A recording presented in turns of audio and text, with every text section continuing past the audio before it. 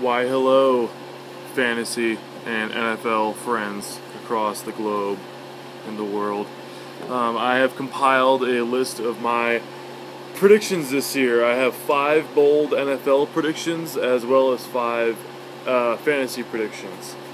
And I'm just going to cut right to the chase. I just want to make sure I get this on video so I can be barraged and harassed if I'm wrong, and I can go, yay, I was right. I was right. First NFL prediction is that the Seahawks will be just meh this year.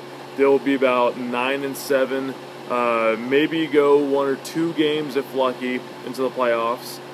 And I see Russell Wilson struggling mightily now that they have him figured out with just where he likes to scramble, where he likes to throw, and I don't see him doing too swell at all in his second year. My second prediction is that the Browns will finish second in the AFC North above the Steelers and the Ravens.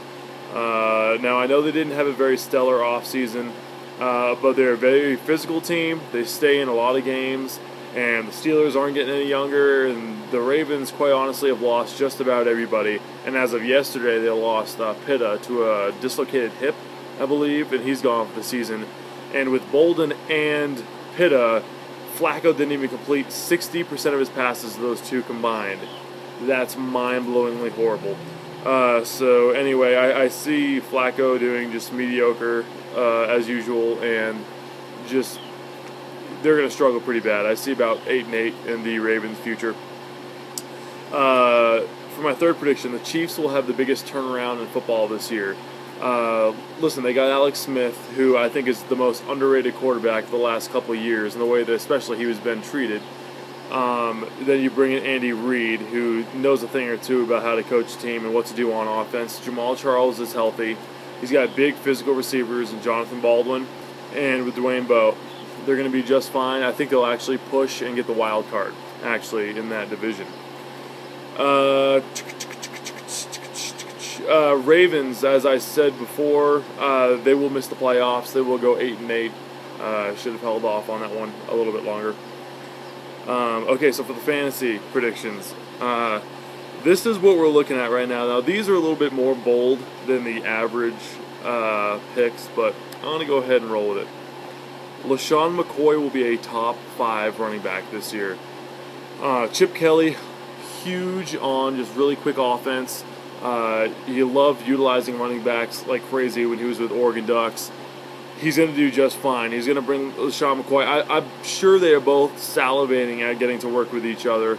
And when it comes to the screen game, which will bail out Vic or whoever the hell is going to be quarterback, with Barkley or Foles or whoever the hell else is there, it's going to be huge. So I think LaShawn McCoy will be top 5. Arian Foster, I can actually see being outside of the top 5. He's going into his 27-year-old season, which is huge for a running back. Usually, like 30 is like that, like breaking point. But Chris Johnson, Maurice Jones-Drew, and there was one more that I looked up. I don't remember. They all had busts turning 27. If there's someone I can see seriously getting injured, actually, it's going to be Arian Foster. It's kind of a weird thing to say that, but I really do believe that he's going to have an off year. And for off, I mean off by what we expect him to do. So I believe he'll be outside the top 5. LeGarrette Blount, okay? We all remember him as the Tampa Bay Buccaneers running back and the guy who threw that punch in that good old college game.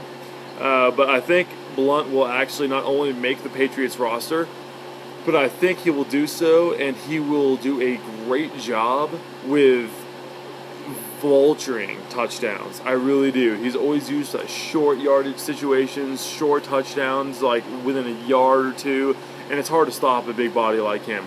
I see him actually getting 7 or 8 touchdowns for the Patriots this year if he makes the squad, which I'm predicting he does, with Vereen, Ridley, who obviously are going to make it. I can't believe I'm saying this one with a straight face.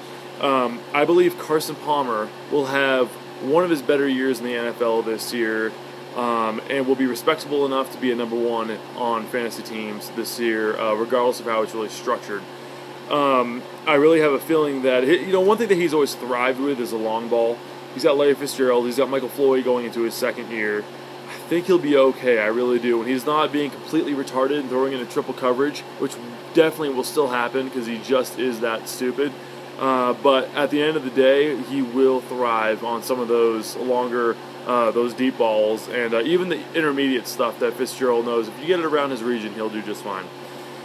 And finally, Wes Welker will be underwhelming compared to what he was with New England. I believe that he will have no more than 75 catches as opposed to his usual 100. And I also believe that he'll have no more than about 715 yards and 7 or 8 touchdowns. It's not because he's not that great of a player or anything, but he's definitely a systematic guy, which the Broncos are trying to study the Patriots' video and see their plays so that way they can utilize him like the Patriots utilize them. But it's a very offensive-heavy field out there. You got Jacob Tamme, Eric Decker, Demaryius Thomas. So it's going to be spread thin pretty much. Anyway, I'm going to try to make this quick. It's about 6 minutes long. So those are my predictions. Some of them I don't know. We'll have to find out for ourselves. But fantasy season's right around the corner, and let's see who else goes down before fantasy season starts.